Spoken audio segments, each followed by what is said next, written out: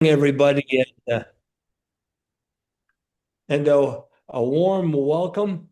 My name is Richard O'Brien. I'm delighted to be here today to do this presentation with you.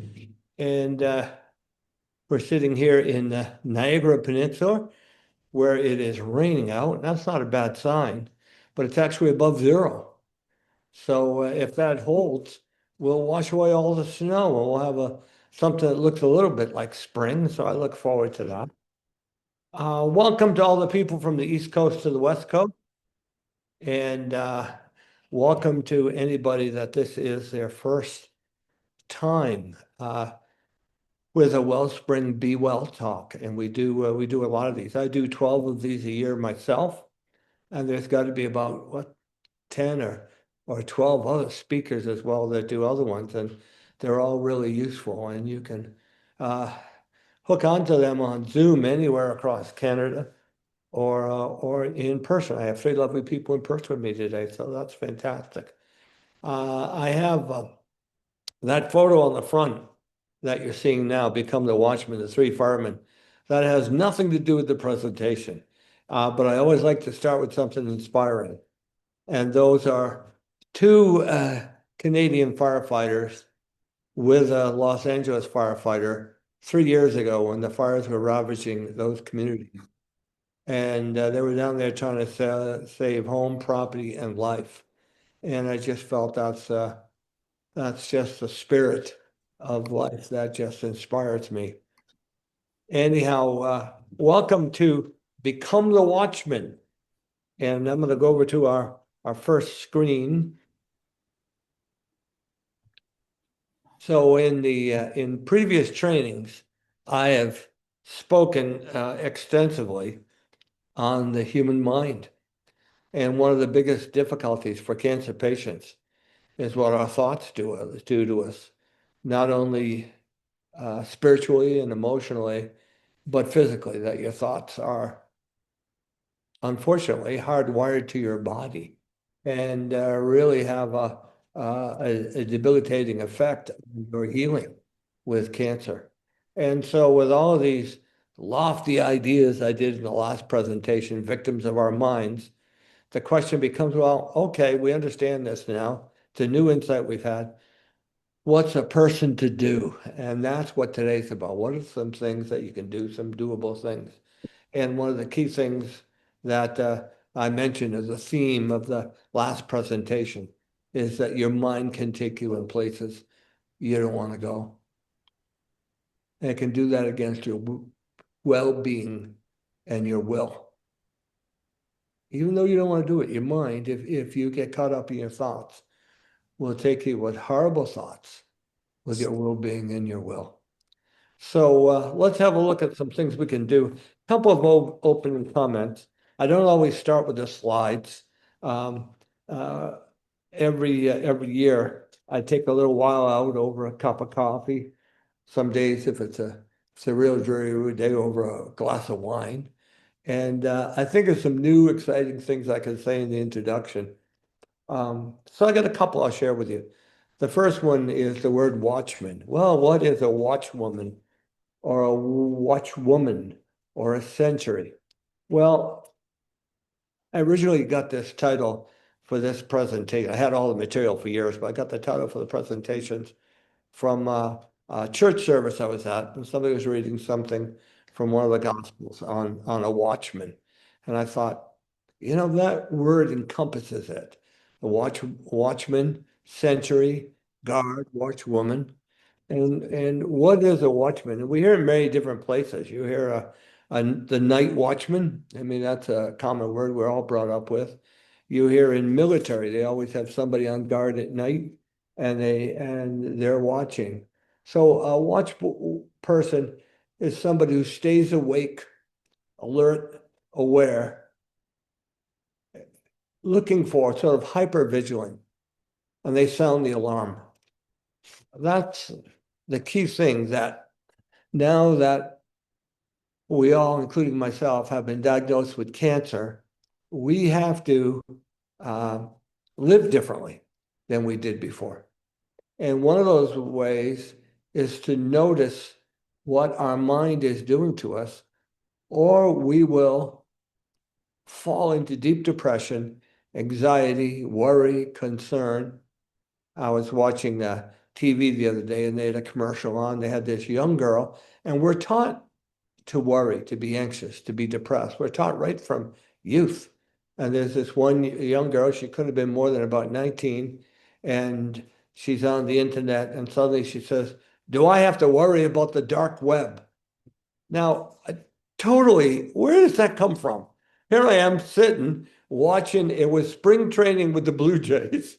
I'm getting ready for my all-time number one religion, which is baseball. And I'm waiting to see the Blue Jays at spring training. Their first game, by the way, is Saturday at 1 o'clock. And out of nowhere, this commercial jumps up and this girl yells out, "Do I have to worry about the dark web?" Now, there's one or two things you can do with that commercial.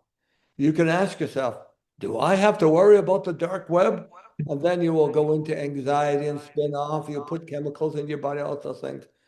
Or you can say, absolutely absurd. I'm not going to do that. I'm going to stay in the present moment. So we're going to talk about this amazing capacity human beings have, but they've never been told about it, to be a watchman, to actually watch your thoughts. And the concept of watching your thoughts, and we'll talk about it shortly, is to watch your thoughts instead of engage the thoughts. When you engage the thought, sometimes it's lightning fast. When you engage the thought, you become the thought, you start to get upset, you get overwhelmed by it, and you only come out of it anywhere from an hour to 5 days later after the damage has been done. We're going to talk to you about just watching the thought, not engaging it and letting it pass. And some people actually have the fear, well, if I watch this thought and I don't engage it, it's going to kill me. No, we've been taught this. And one of the things I'd like you to know is that most of your thoughts are not real. Nobody's ever told us that. Most of your thoughts are not real. We have conjured them up.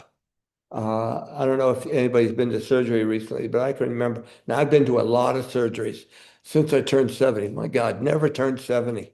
Once you hit 70, all you do is go to the hospital. They know you by your first name. They got the spinal out for you, the whole thing. But I remember my first surgery was hip surgery. And here's the doctor saying, yeah, we're going to cut you open about maybe 10 to 12 inches. Then we're going to get a saw. I go, what? We're going to get a saw, an electric saw, turn it on, and we're going to cut part of your hip out of your body, put something new in and sew it up. Well, I just couldn't believe he said that. And then he said, we're going to give you medication so you won't hear the sound of the saw. And I'm thinking, oh, my head's spinning all over. Then I went back and said, what do I teach other people? And by the way, that is really going to happen in about 30 minutes. But flipping out over it isn't going to help it. Isn't going to make anything better. So we're starting off a little bit of humor there. And by the way, all my different surgeries I've had, it's getting to the point now it's a piece of cake. I know what to do. I finally learned how to put the gown on. I know how to lie down, give me the injection.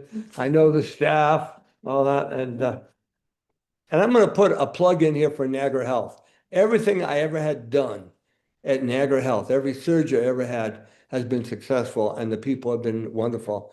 And I deeply believe, I mean, I appreciate the doctors, of course, but it's those nursing staff and those people that are helping you that are so kind and encouraging and they often lie, but I don't mind. They'll say, don't worry about it, Mr. Bryan. This surgery won't take 15 minutes and you won't feel it. What a lie that is. But it's okay. So this photo that's up here, and I do hope you all like nice photos. My wife and I are photographers. That's our hobby. And this is a place we're never going to go again, even though we would love to go again. But I don't have the health to do these long trips anymore. It's too difficult for me to get through an airport.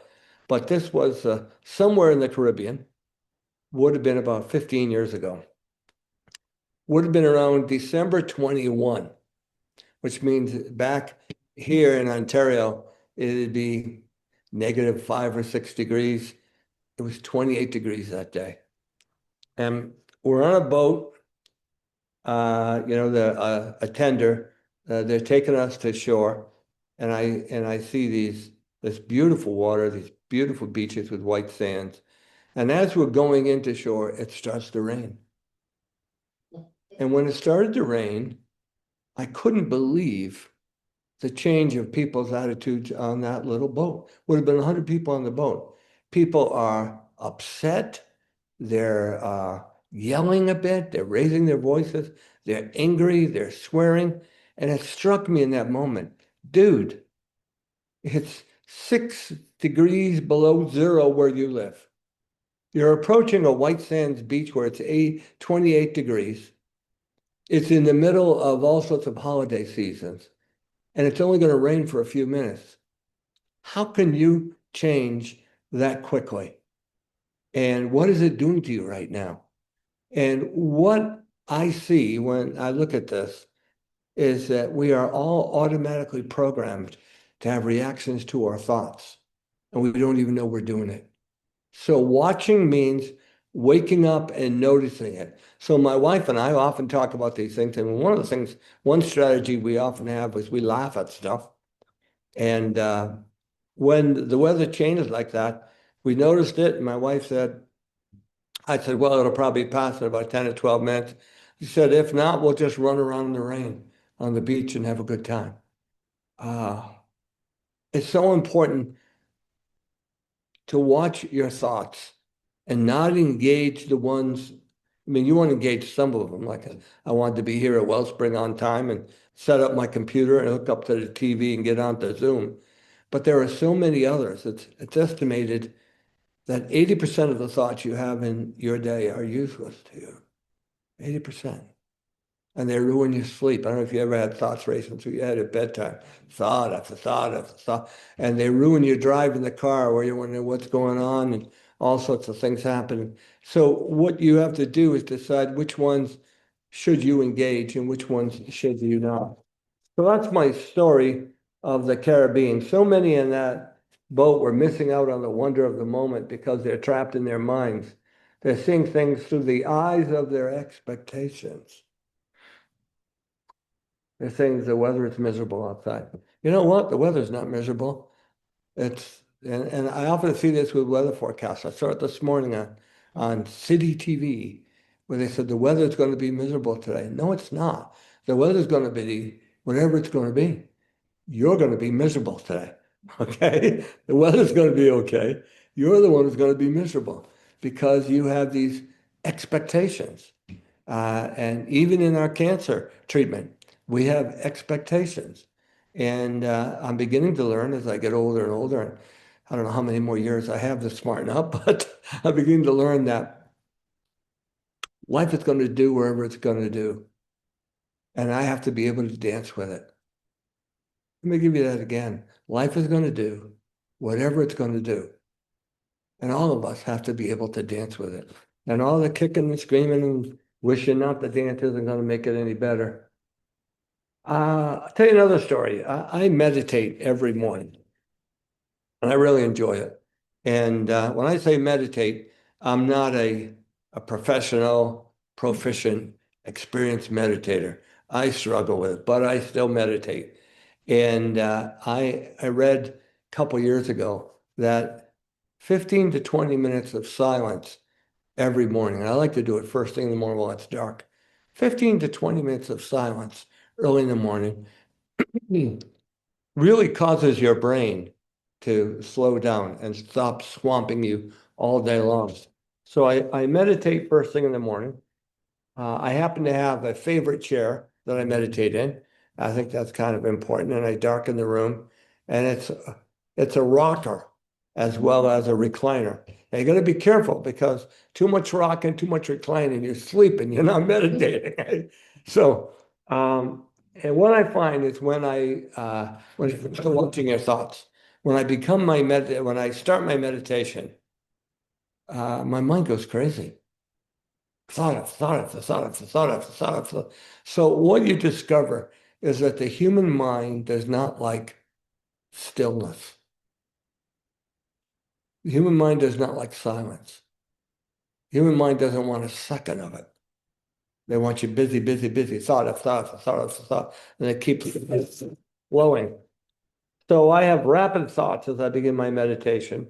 As soon as I go to my chair, I have thoughts on the chair. I sit down in the chair and I feel an itch in my back. I feel a pain in my eyebrow. My fingers are stiff a little. All these are signs. The brain sending you everything it can so that you won't be still. And what I remember is I read an article. I don't know if any of you ever heard of two guys who sold ice cream in the States called Ben and Jerry. These guys became famous. Well, I didn't realize it, but Ben and Jerry were serious meditators. And they wrote a book on meditation, two ice cream guys. Okay. So I figured, what, that's a wacky book. I'll read it. Excuse me 1 minute. So one of the things Ben and Jerry said at the beginning of their book is before you can meditate, you've got to start to slow down the flow of your thought and interrupt some of them. So that's pretty cool. And so I go into my uh, recliner, that's also a rocker. And the first thing I notice is that rocking kind of calms you down. It's a strange thing. It might have come all the way from my childhood when my mom would hold me and tell me it's going to be okay. By the way, that's not true, but my mom would tell me everything's going to be okay. And she'd rock me back and forth. So I'll get into my recliner and I'll rock. And not only will I rock, sounds like a rock and roll, not only will I rock back and forth, but I'll count each rock to 100. When you count, the brain gets confused and it just wants to keep the counting going. So I'll count from 100 and I end up getting about 60 seconds to a minute and a half of no thinking. So that's how I start, by rocking back and forth and counting to 100. So I accomplish 100 seconds, usually of free thought. It's my practice of thought stopping at the beginning of meditation. Now, I don't want to give the opinion that you can stop all of your thoughts. A lot of the thoughts, you're just not going to be able to stop them. But what you can do is choose not to go with them, not to buy into them. So becoming a watchman is catching, noticing, observing, and not engaging. And that's a lot of words that I don't Okay, mean the just in the same video thing. that he's I mean, got, watching what's we going have on, three catching, different pictures. noticing, observing, and not engaging. If you don't notice the thought automatically, you become a victim of it. So if you don't notice it automatically, This is just the pictures that they upload into. If you, Olivia, you all right there? I'm good, Richard. Are you good? Yeah, I'm hearing voice. I'm hearing your voice. Oh, sorry. That's okay, dear. So catching, noticing, observing, and not engaging. That's the key thing, to not engage the thought. And there's some tough times. I remember you probably all remember when you first got your diagnosis of cancer. Wow, I was a dead man by noon. The doctor gave me the diagnosis. I thought it's all over. Better get everything going. Oh, I never thought it'd go like this. Mine's going on and on and on of all these stories. And but I became those thoughts. I was terribly sick on the way home. My stomach, my heart, my chest, everything. So if you don't notice your thoughts, if they just automatically happen, and often you think your mind is you. I got a message for you. That's probably why people sign up. We got 45 signed on the net today. That you are not your mind. It's just your mind is something that you've picked up stuff over your life. You've been enculturated into it. It might be your politics, part of it might be your religion, part of it might be your community, part of it might be your nationality, but we picked up a lot of thoughts in our mind that we don't challenge, whether they're accurate or not. And we become those things, and they can really haunt us later on in life. So notice your thoughts and disengage from them. You cannot stop thoughts, You can only slow them down and refuse to get involved in it. So when that girl says, "Do I have to worry about the dark web?" By the way, they say it in a real nasty way, like it's right out of a movie. "Do I have to worry about the dark web?" Oh no, just go on. The dark web will take all your money and ruin your family, and they'll probably come for you with guns. Just don't worry about it. Like the human mind. And that's another thing about the mind. I hope you all know this. The mind has no controls on it. So it can spin off into anything. It can spin off into horrible scenarios. So what happens if we engage with our thoughts? And I have to tell you that I didn't understand that we had thoughts. I didn't even know that. I just thought it was wisdom. It was just brilliant information that I personally had. Sounds a little bit like Donald Trump there. I didn't know I had thoughts, and and I believed every thought I had, and that is one of the biggest things we have when we're in some type of challenge. So people were engaging their thoughts and identifying with them to the point of depression and anxiety. I remember a woman who came to see me as a counselor. Because when I was counseling, I was a counselor, a therapist full time for 35 years. About a quarter of my patients were cancer patients, and the rest were going through job loss, diagnosed depression, anxiety, breakup of their marriages, etc. This woman came into my office looking terrible, filled with anxiety and depression. She said, "My husband walked out on me and our two children 10 years ago." And I heard that and I understood it, and it must have been painful. When the time was right, and by the way, as a therapist, I can see a way out for this person. And people are coming to me to find a way out. They're not coming to me to be a co-conspirator in their beliefs. Does that make sense? That so many people come in and I'll tell you, and I've said this before, I've had people walk out on me in therapy. They've said, "You're an idiot." And they walked out the door. I said, "Well, just pay your bill and call me if you need to come back." I'm not doing this because I'm not kind or understanding. There's a certain amount of kind, empathy, and understanding I'm going to have for somebody to develop a trustworthy relationship.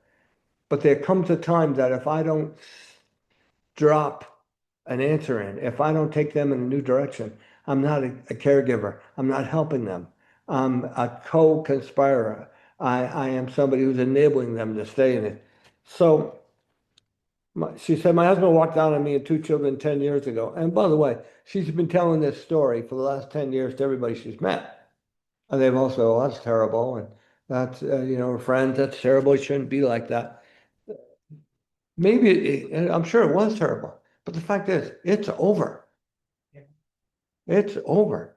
So how do you help this lady in a kind and compassionate way move forward? I can't just say, "It's over, forget it," because she's not going to be able to do that. So when the time was right, I asked her to consider that the reason you are so miserable is not what your ex-husband did. It's not what he did to you 10 years ago. It's the thoughts you're having right now in this room. That's a tough piece of information to give somebody. And I asked her to consider it. I didn't say I was right or anything. I just said, can you consider this? That the reason why you're so depressed and anxious right now is not what your husband did to you 10 years ago. It's the thoughts you're having right now in this room. It takes a lot of courage to consider that. A lot of courage to let that go because that can become an identity. One of the things that's helpful in uh, becoming a watchman is know well the difference between worry, concern, and concern. Most people don't know the difference between worry and concern. Uh, I've got to a point in my life where I refuse to worry. I remember reading an article once that said 95% of the worries in your life will never come true. Wow, that's a bummer. I've been worrying my whole life. 95% of the worries in your life will never come true. And then the author went on to say, for the 5% that do come true, worrying won't do a single thing to make the situation better. That was in a book of quotes I have. I tend to have books of quotes and read quotes, and sometimes I just want to shut the book and say, well, that's dumb, and throw it down. But 95% of the worries in your life will not come true. And the 5% that do come true, worrying, won't do a single thing to make your situation better. As a matter of fact, it steals your health and your spirit and your energy that you need in that very moment to be effective to recover.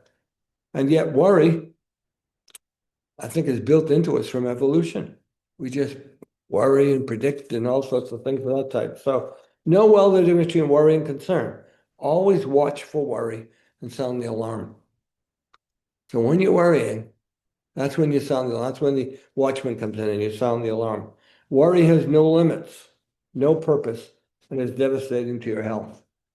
Let's go over that again. Worry has no limits. That's the scary part about it. You can conjure up anything in your mind and see it as a video, as a movie is really happening. And when you conjure up and you see it in your mind, the brain doesn't say, oh, don't be foolish, only thinking that. No, the brain thinks it's happening right there in real time. The brain thinks it's really happening in that moment. It can't tell the difference between one of your stories and real time. And it puts all these chemicals into your body. It's devastating to your health. Concern, on the other hand, means you've become aware of it. This becomes a big thing in next month's presentation of fear recurrence. Concern becomes you've been aware of it.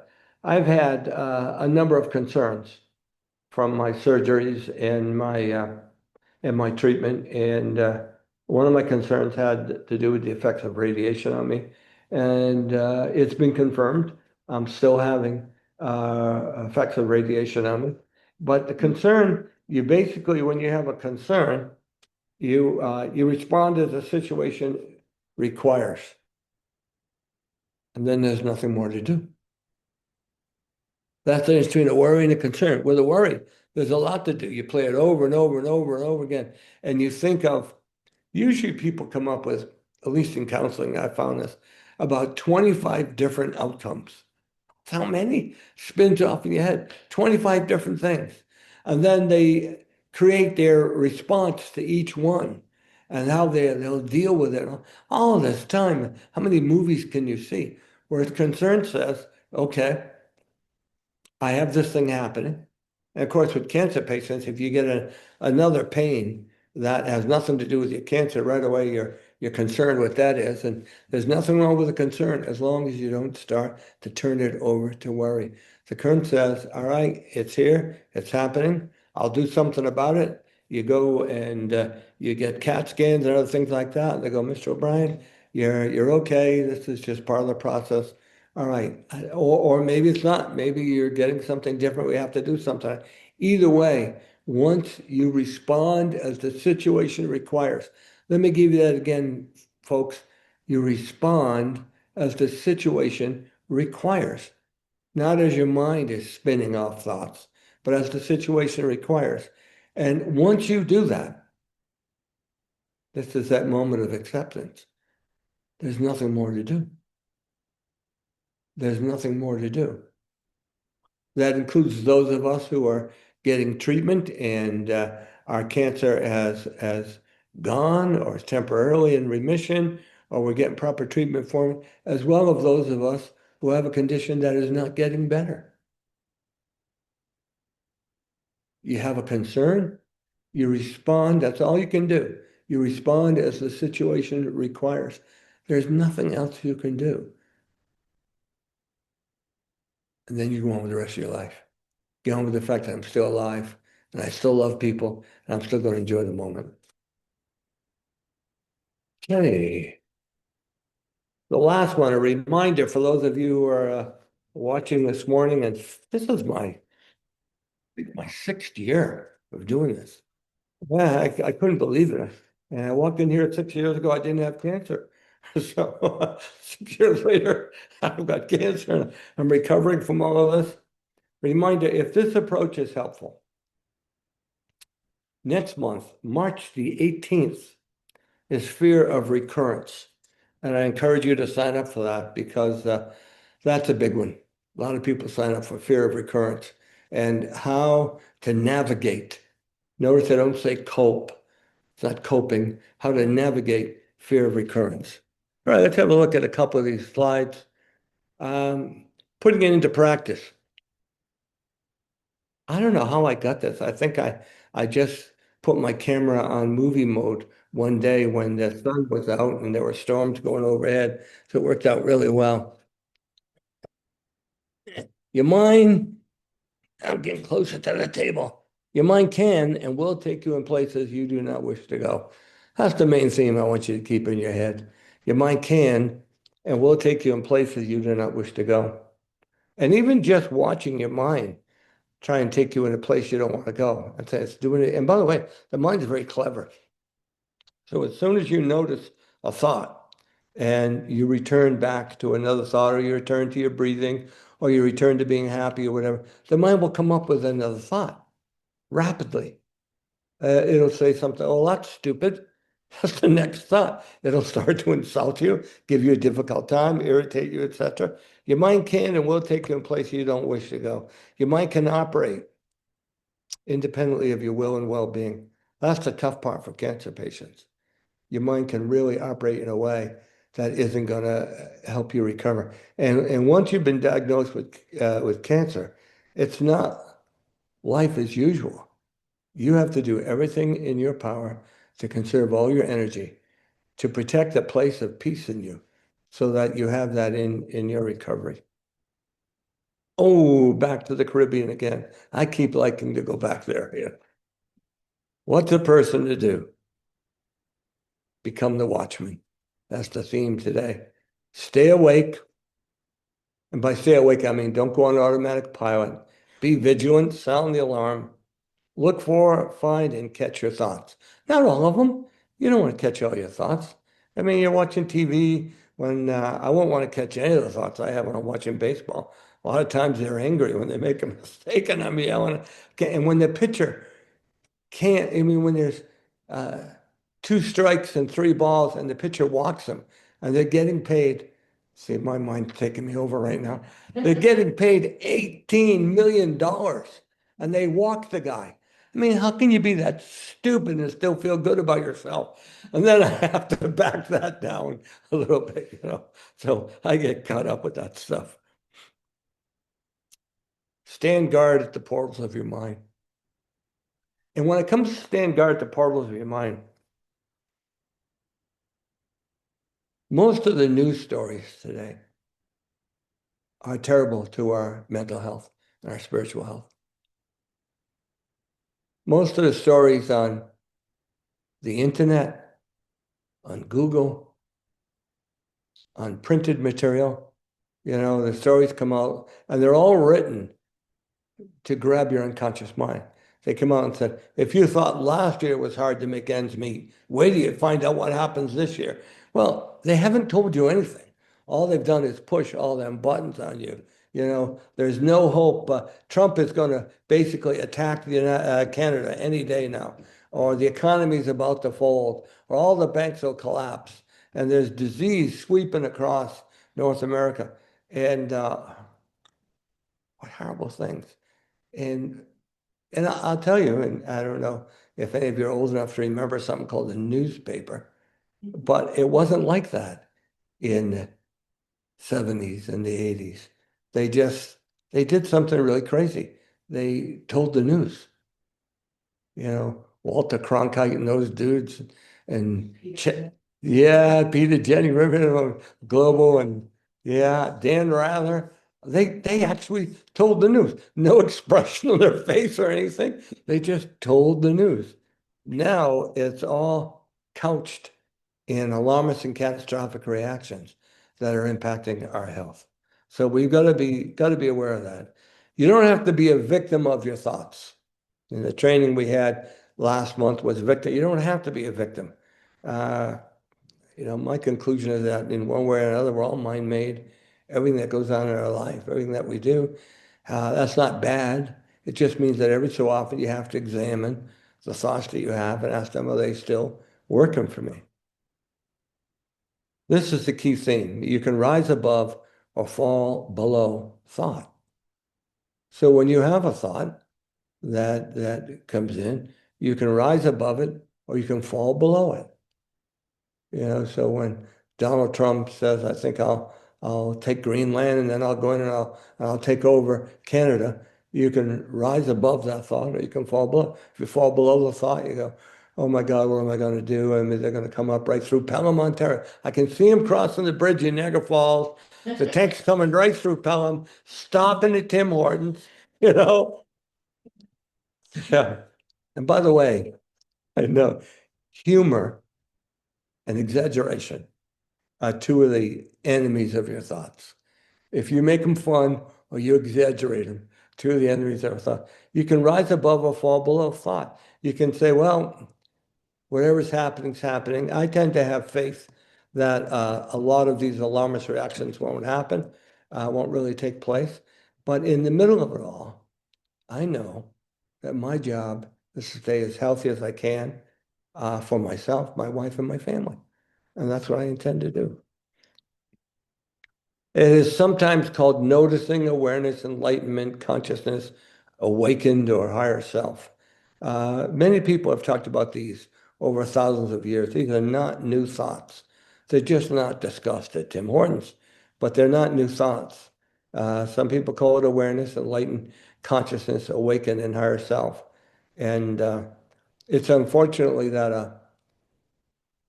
a policy or a thing came out called being woke, and then people reacted to being who are woke, etc. But really, being woke means that you are now just noticing things that you didn't notice before, and you're noticing how to be more compassionate to others than yourself. So that's key. So become the watchman. The shot I took from my front yard about a week ago when the sun was coming up. I love watching the sun coming up. You can only rise above a thought when you see the thought. And here's the problem, guys. You can only rise above a thought when you see the thought. And when you don't see it, when it just comes in and takes you over, then what you got to do is write it out. You have the thought and the upset and the crying and the anguish and whatever. And then you basically, we always recover from these things. The question is whether it takes 1 hour or 7 days. And you breathe again. And sometimes you might say to yourself, what was I thinking? When I screamed and yelled, what was I thinking? Uh, what was going on with me? Become the watchman. This is a Spartan up in a park in Burlington, Ontario, where you can walk through the park right to Lake Ontario. It's absolutely beautiful. Yeah, well, for every one you see, there's about 1,000 others. So you're not seeing click, click, click, click, click, click, click, click. I'm not a very good photographer. One's bound to work. When you notice your thoughts, you can make better choices. That's all we're saying. When you notice your thoughts, you can make better choices. Don't go there. That's sometimes I call these anti-thoughts. That noticing and not engaging is really what we're talking about. But sometimes I like to have a thought that reacts to the thought. And one of my favorite ones is don't go there. And I say that in a really kind and compassionate way. I'm talking to my soul, my inner self. Don't go there. Because a lot of times your mind is very seductive. It's really saying, hey, keep going with these thoughts. Keep this is a good thing. You need to think this through, right? Think it through. Yeah, there's a beauty. Think it through. Or I got to get my thoughts together in one little bag, got to have them all together. And sometimes I just say, don't go there. And that's all I need in that moment. The default mode of the Western mind, review. Cancer patients need to find a way through this. This is what, whether you like it or not, this is the culture you've been brought up in. I'm not saying it's good or bad, I just want you to be aware of it. North Americans are a large group of unconscious, easily bothered, mind-made sleepwalkers on automatic pilot, reacting to every irritation of the day. That's who we are. I don't know how many out in Zoom land or in the room with me have ever been to some small European countries. And you find out they're very different. or even the Caribbean. I love it in the Caribbean when you call up and you say, my fridge is filled with beer. Thank you very much. I don't have an opener. Oh, no problem, sir.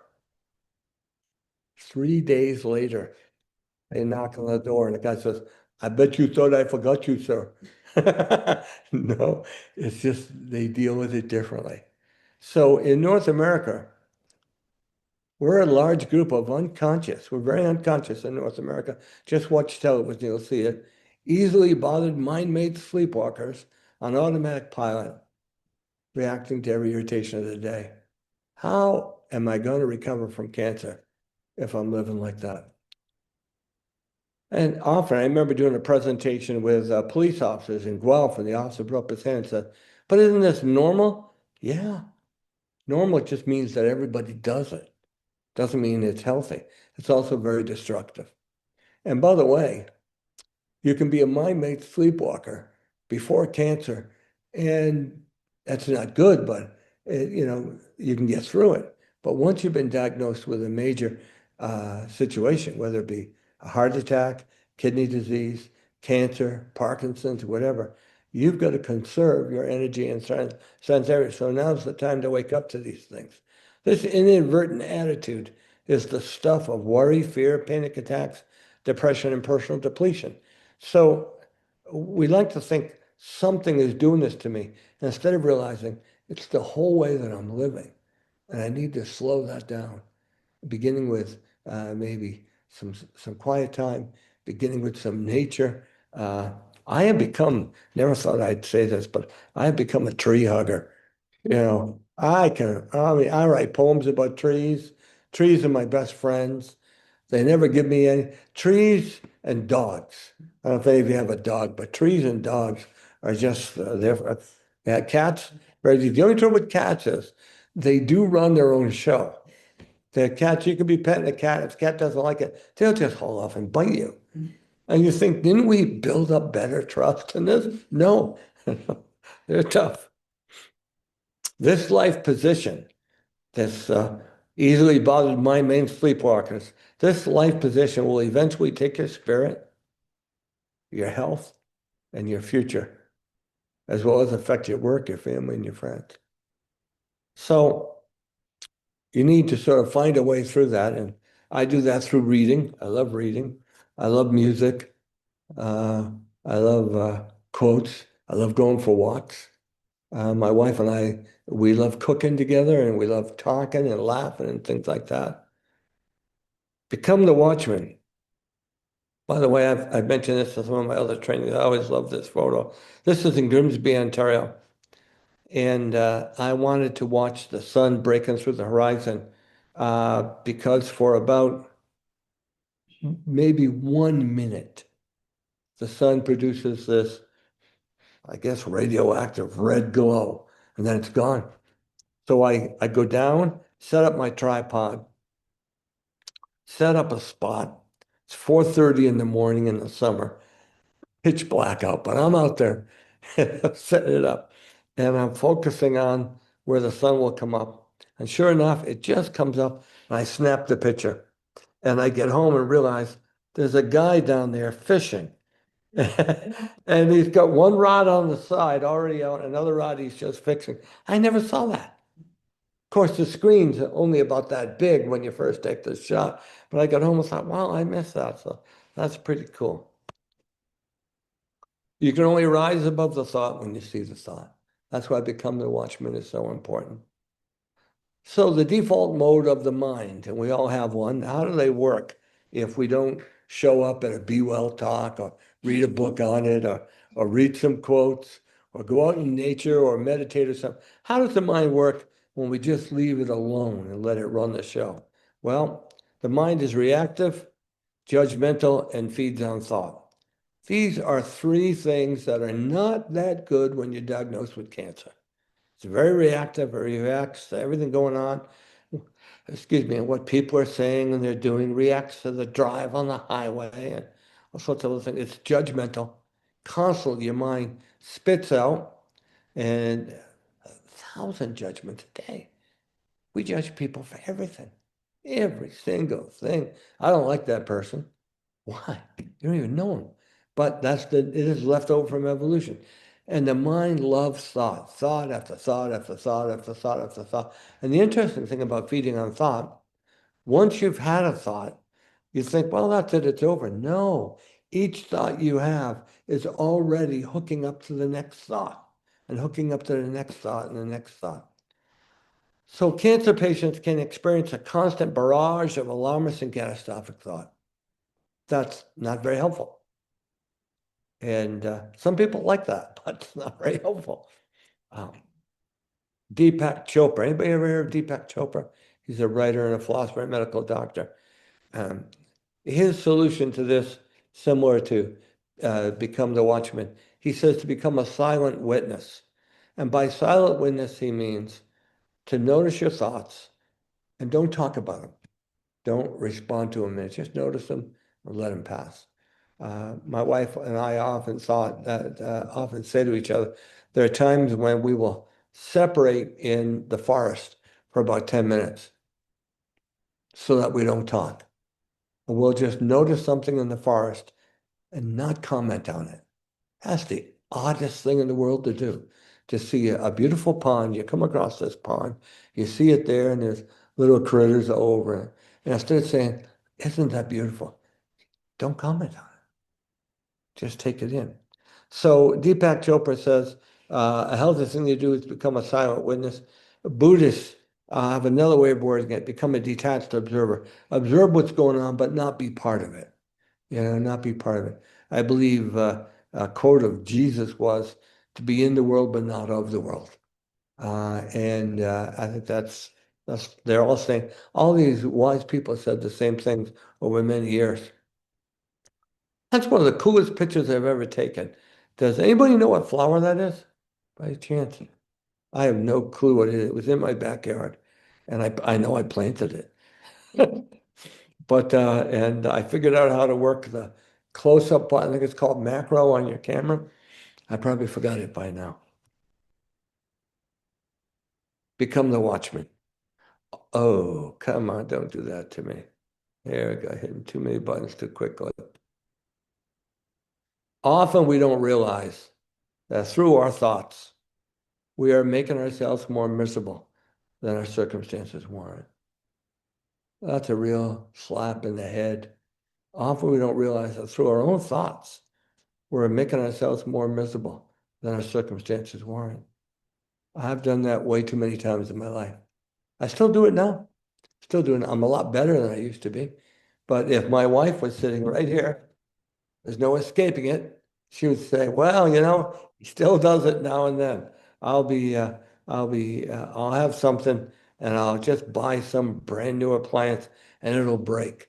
And I'll go into a tirade of, what the heck they sell me this for? Didn't they think that I was going to use it? Whatever. And she'll say, you know, all right, we'll wait till you're over with that. And then I'll look at it and we'll both smile and realize, no, I don't want that misery anymore. Let me give you that again. I don't want that misery anymore. Intrusive, anxious, and alarming thoughts and worries often accompany the experience of cancer. Well, yeah. Now, I have to tell you, I suspect everybody listening to this and those of you in the room, you know that the breakthroughs in cancer have been tremendous over the last, 25 years? Absolutely tremendous. But that doesn't stop the fact that cancer has always been the ultimate threat. And it's always been the ultimate threat all through life. My dad died at 57. He had bladder cancer in, would have been 1975. There's nothing they could do for it then. Nothing they could do. Now there's stages and there's different things they can do at each stage and multiple things. Nothing they could do. They gave my dad what they Molotov cocktail. It was like an opium cocktail. There wasn't anything they could do. So we still have these memories from our childhood and that. And the experience of cancer brings those out. Sometimes your mind is not your best friend. Well, that's a beauty. When going through a life-changing and personally challenging event, the mind defaults to stressful reactions, depression, worry, and panic. So I want you to know that when there is a load put on you, when you're going through a difficult moment, the mind doesn't say, "Oh, don't worry about it, Dick O'Brien, you're going to be fine." Heck no. The mind says, "Oh my God, what's going on? This is terrible. You'll never be able to deal with this. Oh, don't go to Wellspring. They're not going to need you anymore." So it defaults, and it's not important why. I I think it's left over from evolution, but who knows? It's not important. It's just important to know it does that. That if you don't wake up, if you don't notice what's happened, your mind will take you right down that road every time. In addition to this, it's important to understand that your mind is hardwired to the rest of your body. That's too darn bad, and actually does affect your health and the capacity of your body to heal.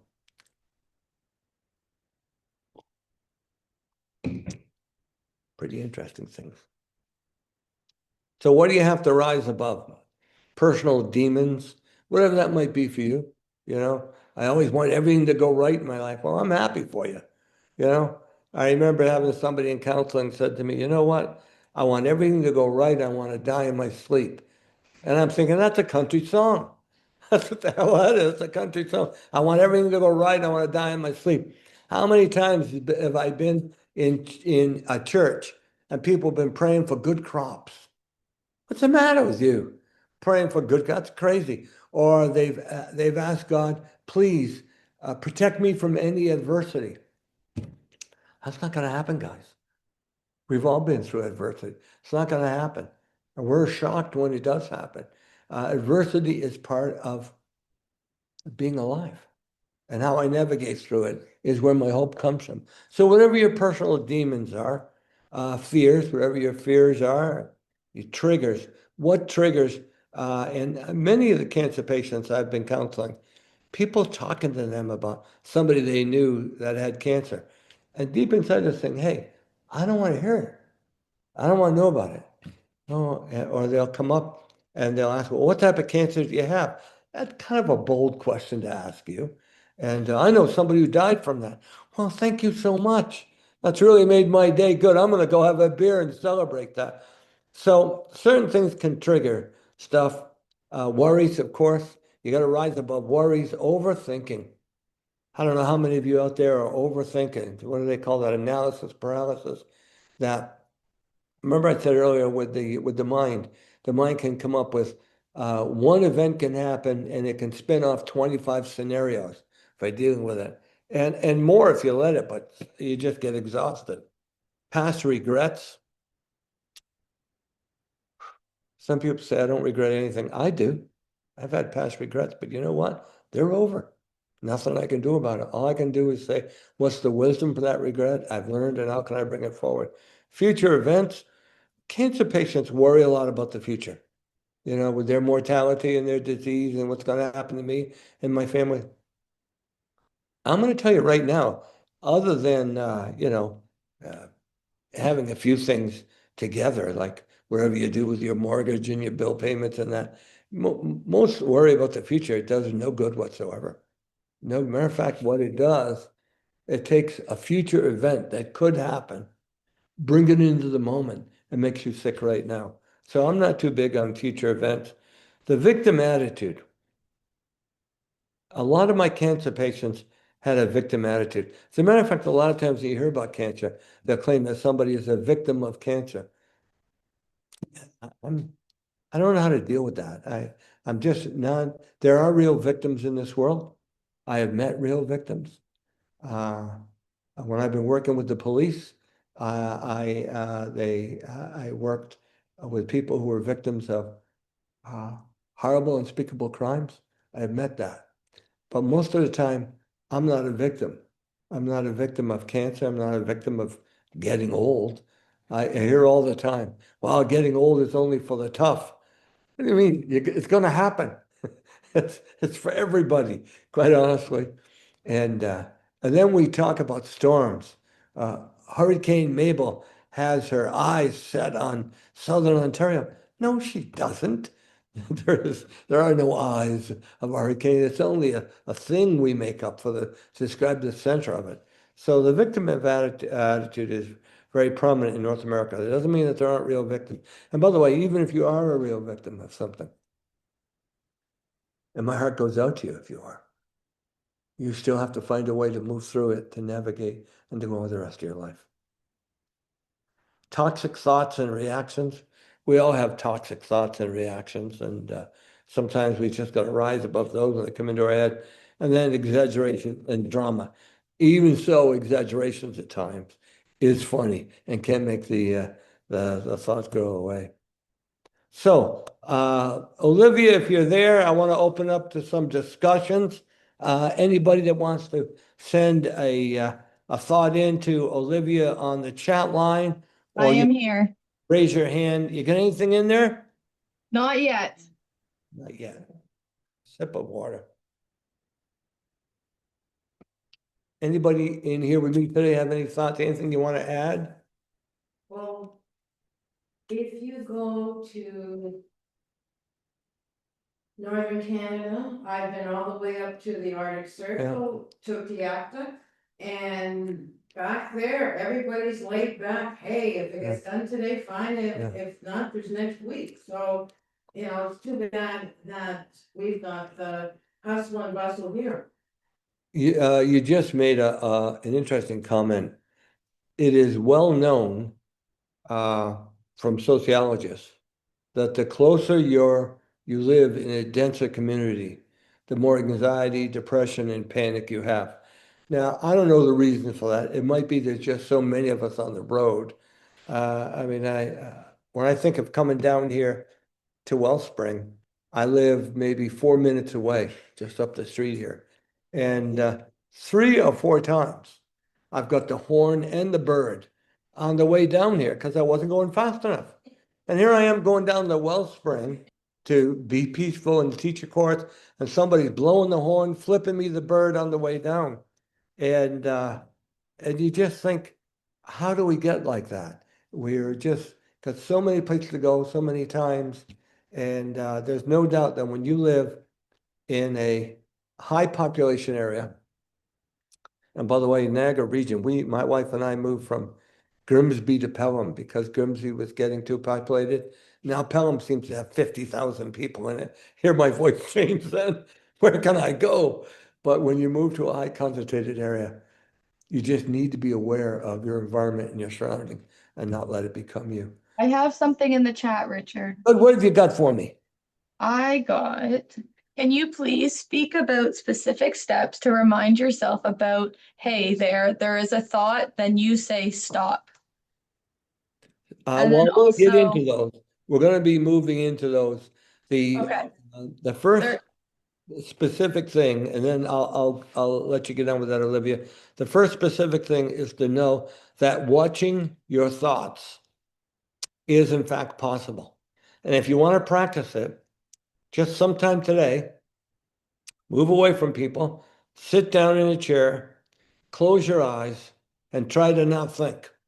And what you'll find is 1,000 thoughts will come up, but you'll see them. And at that time, the strategy is to just notice the thoughts. And noticing the thought is 80% of your way. And then just let it pass. And then notice the next thought, let it pass, notice the next thought. What else have you got there, Olivia? the next one, okay, is can you talk more about how to build skills on how to notice slash identify thoughts? Great presentation this far. And then this is so helpful. Will this talk be posted on Wellspring's main website or Wellspring Niagara? So it will end up being posted on Wellspring Niagara's YouTube, but it will be linked under the self-paced resources across the Niagara websites. Great. I missed the last talk. Any insights would be appreciated. So much appreciate this talk today. Well, let me go on further. I've got more strategies. That's what people seem to be asking for. So I'm just going to move on to the next slide, and then we'll go through a few more comments after that. The way of becoming, noticing your thoughts is through stillness. Being still helps you to notice your thoughts. Now, stillness is just one strategy, but we're not very still in North America. We're anxious all the time. Occasionally my wife and I will go out to dinner, and they just have to, there's crazy music playing all the time. I remember the times when we'd go out to a quiet restaurant, have a nice meal.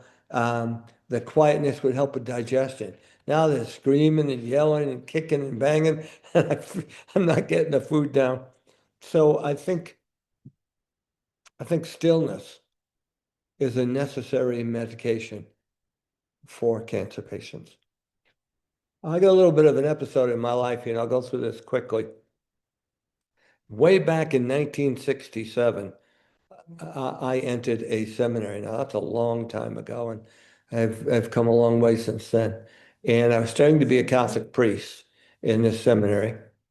And I always felt I had a people purpose to my life, which is why I became a counselor and why I'm doing this work at Wellspring now. But in the seminary, I took a required course on something called homiletics. And homiletics is how to give a homily, how to give a speech, how to stand up in front of people and pull ideas together and make sense out of them. So I took this course on homiletics, and I was given an assignment. And the assignment was, my topic is going to be study the best practices of monasteries and seminaries around the world. That was my topic. And by the way, there was no Google in 1967, okay? There was a thing called the library. And so you have to study the best practices of monasteries and seminaries around the world. Man, if I had Google, I would have aced that and just gone back to playing pool. And when I did this, when I studied Shinto, Christian, Orthodox, fundamentalist, Buddhist monasteries around the world, I realized that they taught all of us one thing the same everywhere. They always included this. They taught us to become still, absolutely still. Couldn't believe that all of these different approaches to monastic life and spirituality and seminaries, Protestant seminaries, Orthodox seminaries, Union Theological Seminary in New York City, they taught all of us to have moments of stillness in our life. So that ran through the whole thing. Make time to think nothing and do nothing. We had a saying on one of the walls of the monastery: we do nothing well. What a cool statement. It was right against society, but we had this big, it was printed on the wall: we do nothing well. So that was really cool. Stillness. So how can you get stillness? The easiest way is through the breath. Anybody who's ever practiced meditation, we don't normally notice that we're breathing. And sometimes it's just noticing your breath and just the experience of, and I like breathing through my nose, not through my mouth. So I'll close my mouth tight, not so tight that it irritates me, but I'll just notice the breath in and notice the breath coming out. And that doesn't do it on its own. Thoughts still come in and upset me. So I tend to use a word when I do that. Um, the thing that was big in the 1970s called transcendental meditation.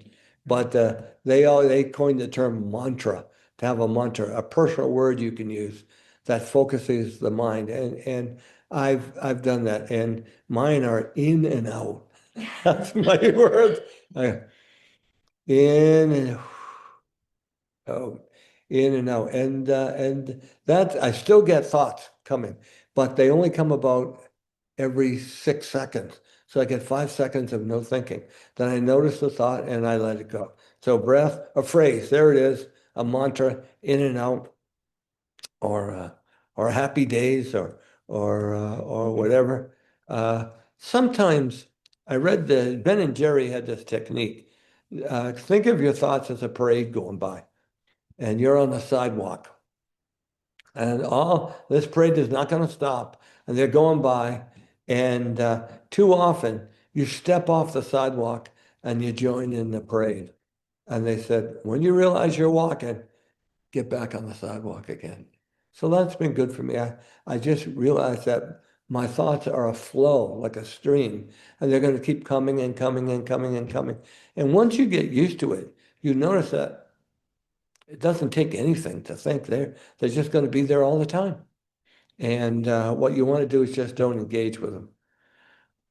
Three quick strategies: your breath, your phrase, a phrase, and a praise. And you can read more about this. You can go on to Google or whatever, and get all sorts of ideas with it. Connecting with yourself. It helps to have a focus point for your attention to tie into the present moment. The breath serves this purpose very well. The breath is always right under your nose. Focus on your breath, let it slow you down and calm you in the moment. That's a key technique. Focusing on your breath. To use your breath to create stillness, just tune into the feeling of it. That's all you got to do is tune into it. Don't judge it. Don't say that's a good breath, that's a bad breath, it's hard to breathe, or I'm struggling. These are just crazy thoughts. Just tune into the feeling of it. Feel the breath coming into your body and feel the breath leaving the body. Coming in and leaving. It's pretty simple stuff. Breathing and knowing that you're breathing. Now, this is the key. The key is breathing and knowing that you're breathing. When you know that you're breathing, you're meditating. I mean, I've been breathing all morning and I haven't really known it. Okay. I haven't given it, what did I say, given it a second thought. I haven't given it a first thought. Nothing. I just consider it a miracle that I have breath going on. But every so often, when you sit quietly in a chair, preferably with your back up straight, and you close your eyes and it's important to try and keep stimulation away. So I cover my ears with noise reduction headphones, and I cover my eyes with something to keep the light out, it's dark enough. And breathing, and then knowing that I'm breathing, and just being aware of it. That's a pretty cool feeling. It does not mean thinking about your breathing, just what I was saying. It's just a bare bones awareness of the breath moving in and out. That's all I take. And sometimes I do that when I'm nervous about something. Sometimes I do that when I'm getting ready to go into surgery. I mean, the one thing I'm really weak on is when they lie you on that cart and they're whipping you down the road in that cart, and you're thinking, you know what? I don't really want to do this. Can I come back another day? Too late, you're going down, and they're driving you along, and you can't see much, you just see heads are going by. And then they open the door, and there's this weird looking room with a big light in it, people with hats on, they got knives out, and they're moving you in there. Those are the times when awareness of my breath helps me to calm down. That, and the other time really helps is when I'm at the dentist. And and the dentist is about to drill right through the back of my head. And they tell you stupid things like, would you like to watch TV? No, no, I don't want to watch TV. No, and what I do is I close my eyes, I focus on my breathing, and I can just feel my body coming right down in those moments. If your mind wanders and you go to a thought, bring your mind back to your breath. Bring it back to your breath. Pretty easy thing to do. Become the watchman. Summary. Welcome the thought. Whatever thought comes into your head, don't fight it. Just welcome them, glad it's there, and then dismiss it. Know that you're the one who's doing it. There aren't people in outer space that are putting these thoughts in your head. Hold the knowing sometimes. This is an interesting technique. It's a Buddhist technique that sometimes they'll know the thought, and instead of dismissing it right away, they'll hold on to that thought for a minute and say, why does this thought have so much power over me? Christians call it, in the monasteries, call it contemplative, contemplating something. Why is it that this has so much power over me? And they'll think it through for a minute, and then they'll let it go. So they hold it just a little bit to get a feel for what it is. Create some space around it. That can be anything. That can be music. That can be the meditation you're doing. That can be going out later on in the day. But just having some, whatever thoughts really bothering you, having some other things that are going on as well that are not those negative thoughts. Might be going to visit a friend or whatever and move on. Oh, how did that happen? My little thing got in the way of it. Oh, back to the fishing guy again. You can choose to stop thinking anytime you want. It doesn't last for long because the thoughts will come flying back. You can, for a moment, purposely stop all doing in your day and relax into the present moment without trying to fill the time with anything. That's really cool. Stop all doing in your day. That's almost against what it means to be a North American, you know? Stop all doing in your day. I went to see a friend of mine yesterday who's Italian, and he owns this shop with really nice furniture and stuff in it.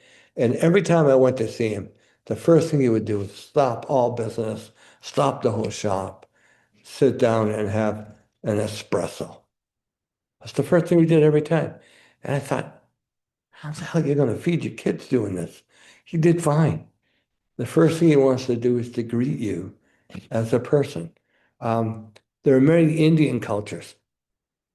You might have noticed it, that they fold their hands and they bow. And what they're doing is they just recognize the divinity in you. And instead of racing through and making as much money as we can and having all sorts of materialism, I read an article yesterday on companies that have Canadian that have really collapsed trying to make more money.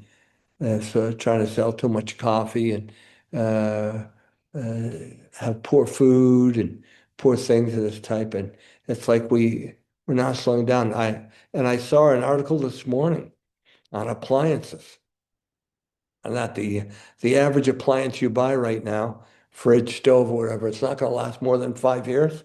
It's just collapses. We're too busy making money and not creating relationships and enjoying the moment. Uh, have a time in the day when you consciously allow all doing to come to a complete stop and no guilt about it. My background's Irish Catholic. We invented guilt and everything. We're guilty about everything. You know, you see Christ on the cross, he's there because of me. I think, whoa, what did I do? And they won't tell you. If you're too stupid to know, then it's worse. But it's have a time in the day when you consciously allow all doing to come to a complete stop. This is a time out from unconscious driven activity, the automatic pilot. Non-doing, non-doing is a Buddhist term. And I find, again, people asking for strategies about noticing your thoughts. Practice non-doing. Means not doing anything. It does not mean inaction. Non-doing allows the thoughts to settle and clarity to arise. One of my favorite writers, a guy by the name of Eckhart Tolle, he talks about non-doing, and he says, if you stop and slow down, you can actually tune into energy going through your body. And I've done that, and it's amazing. You can feel this. You can feel your feet, you can feel your knees, you can feel your hands, you can feel like a buzzing or tingling go through. It's really something interesting. This non-doing creates the wisdom to act in entirely new ways. Sometimes just taking that time. I don't know if you've ever lost something. This just happened to me. Can't find my keys. I'm looking all over for my keys, can't find them anywhere. And I just give up. And I sit down and have a cup of coffee. And the keys are right there in front of me. Now, I don't know if it's magic or what, but when I stop, I think what happens is your brain gets in neural pathways and just repeats the same stupid neural pathways over and over again. And then suddenly, that's where my keys are. I remember putting them there last night. Kind of cool. Some aids for stillness. People wanted strategies. Here are some aids. Music. And there's all sorts of music out there, but my favorite is to get on the net, and I have a membership in something called Calm Radio, CALM Radio, and they have deep music on there. And this morning when I was meditating, I chose a music called Singing Bowls. I don't know how many of you have ever seen a singing bowl. I should bring you one in with me. I got a couple. But when you hit them, they have a vibratory sound that lasts a good 5, 6, 7, 8 minutes. And quantum physics says that our entire body and mind is made out of vibrations. And this sound that comes from it is almost like taking a relaxation pill. You just start to hum down to that level of vibration. So I have music, singing bowls, meditation groups. Sometimes it works better to form. I know here at Wellspring Niagara, we're trying to put together a meditation group. Sometimes meditating with other people is easier than meditating on your own. Guided meditation, I have a number of them where a man or a woman comes on and says, get into a chair, close your eyes, just feel your body and take your breath, relax, and you follow your mind has to focus on something because it's so crazy. So it focuses on the guy or the woman speaking, and they actually guide you into semi-hypnotic meditation. It's kind of nice. Nature. Oh, I love nature. Stillness in nature. I've often said that I'll go out to a forest, and for the first 10 minutes I'm in the forest, I can't hear anything. Nothing but noise going on. The car, I can hear cars and horns and kids talking. After about 10 minutes, I start to get a little quieter. And after about 15 minutes, I can hear leaves moving. I can hear chipmunks. I can hear wind. I can hear water. I can hear sprinkling going on. It's kind of neat to be in nature and let that happen. Counting, this is as dumb as it can get, counting sheep, but it works. That's why I count 100 rocks in the morning. Repeating. One of the things we know, technique right now for stillness. If you repeat any term over again, constantly repeating it in your mind, not out loud, and don't move your lips when you do it. But if you're repeating it, the mind goes nuts with that. And after about 60, 70 repetitions, the mind sort of turns off. So if you took anything that was meaningful to you, um, I can remember one thing that I sometimes repeat is I was brought up on the East Coast, and I remember going down to the ocean on a bright sunny day and just seeing the blue water from the ocean coming into the shore with the waves, and I'll have the word blue water, and I'll repeat that blue water. And for the first 20 or 30 times, I'll repeat blue water, keep it going, blue water, blue water, blue water. My mind is saying, oh, that's crazy, you're being stupid. And I just ignore it, keep saying blue more water. By the time I've said it about 80 or 90 times, that whoever that thought was, it's gone away. And I'm just repeating that thing, and it's been very helpful for me. Imagery, sometimes it's helpful for stillness to just in your eyes, to almost use your closed eyes as like a screen and to see something, some beautiful thing in your eyes and to go there. And it's just amazing what that can do. Walking. I love walking. And when I walk, uh, just taking in the moment and letting the rhythm of the walking sort of relax me. Chimes.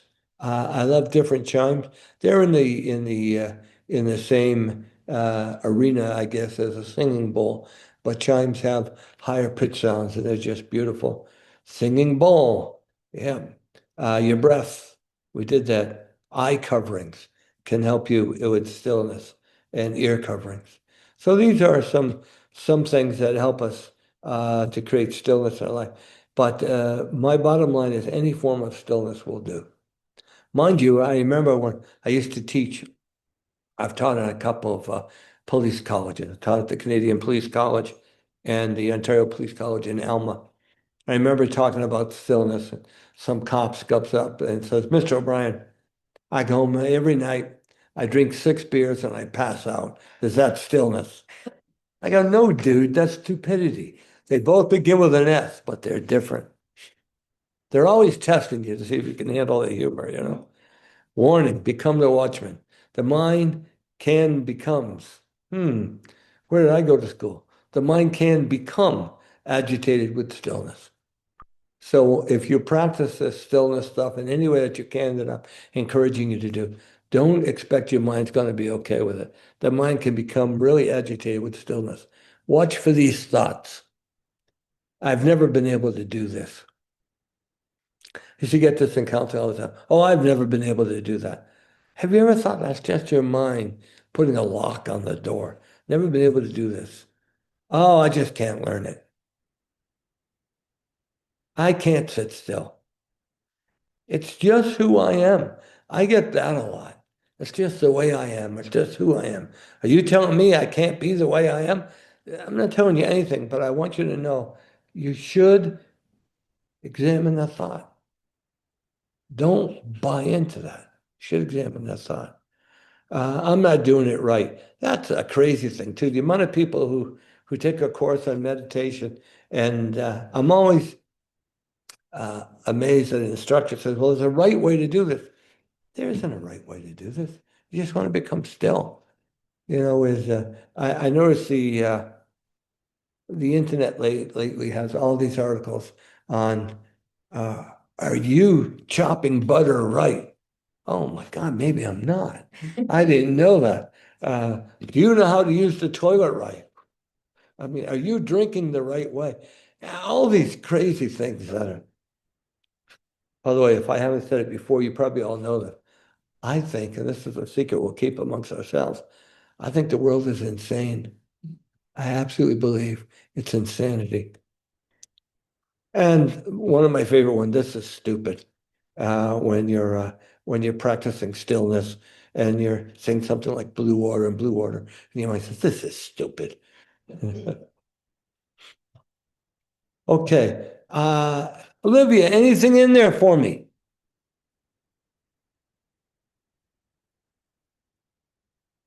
Oh, is she there? I don't know. Are you there, Olivia?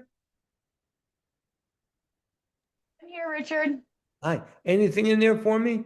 Yeah, so I just had quite a few people commenting on different apps that they're using. But a member asked, do you have any advice on how to meditate? Just sit in silence.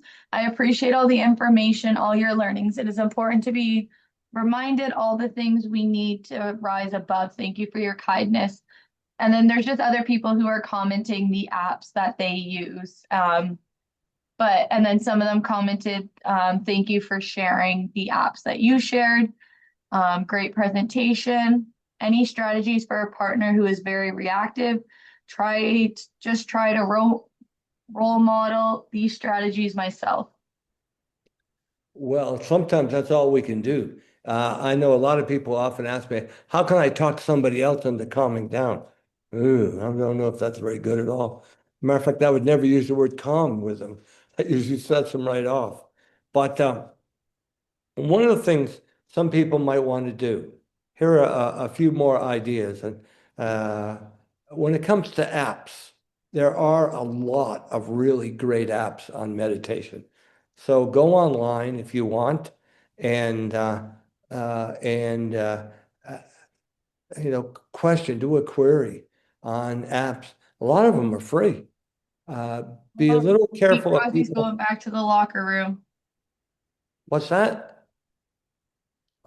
A lot of them are free, and you have to be careful of people that are just trying to get more money out of you. But and some of them are worth it. But there's a lot of free apps out there where a person. Same thing with exercise. I mean, I'm using a lot of apps right now for exercise and for cardiovascular health and stretching or whatever.